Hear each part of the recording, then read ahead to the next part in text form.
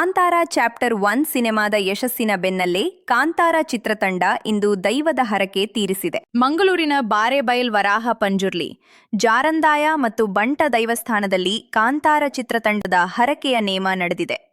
ನಟ ರಿಷಬ್ ಶೆಟ್ಟಿ ಹಾಗೂ ಹೊಂಬಾಳೆ ಫಿಲಮ್ಸ್ ವತಿಯಿಂದ ಹರಕೆ ನೇಮೋತ್ಸವ ಸೇವೆ ನೀಡಲಾಗಿದೆ.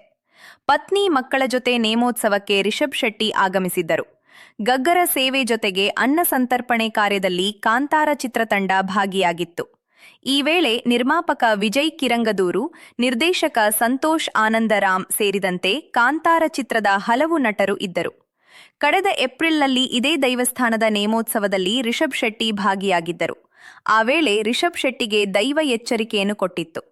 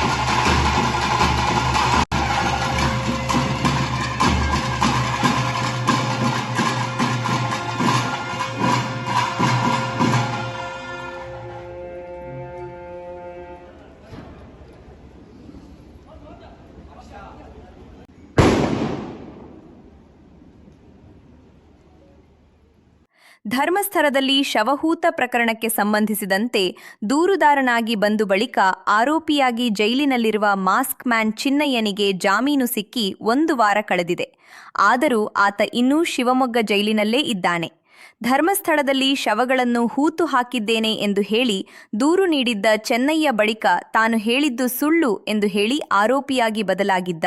ತನಿಖೆಯ ವೇಳೆ ಚಿನ್ನಯ್ಯ ಹೇಳಿದ್ದ ಹಲವು ಸ್ಥಳಗಳಲ್ಲಿ ಅಗೆದು ಪರೀಕ್ಷಿಸಲಾಗಿತ್ತು.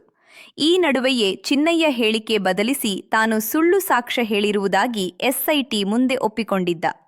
ಆತನ ಹೇಳಿಕೆಯ ಆಧಾರದ ಮೇಲೆಯೇ ಎಸ್ಐಟಿ ಚಿನ್ನಯ್ಯನನ್ನು ಬಂಧಿಸಿ ಶಿವಮೊಗ್ಗ ಜೈಲಿಗೆ ಕಳುಹಿಸಿದ್ದರು.